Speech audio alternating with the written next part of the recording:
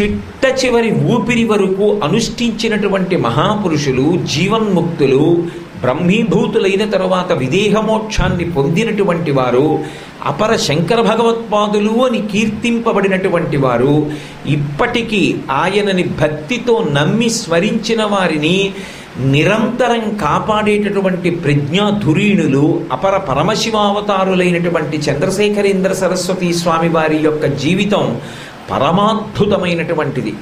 వారి జీవితాన్ని స్మరించడం, వారి యొక్క జీవితంలో ఉండేటటువంటి గొప్ప గొప్ప ఘట్టాల్ని ఒక్కసారి సింహావలోకనం చెయ్యడం అన్నది దేని కొరకు అంటే, మనకి కూడా ధర్మమునందు పూనిక కలగడం కొరకు, మనకి కూడా ఆయన ఆశీర్వచనంతో ధృతిని నిలబెట్టుకునుట కొరకు. ధృతి అంటే పట్టుదల, ధృతి అంటే విశ్వాసము. దేని యందు? శాస్త్రమునందు. దేని యందు? పెద్దల యొక్క వాక్కు యందు.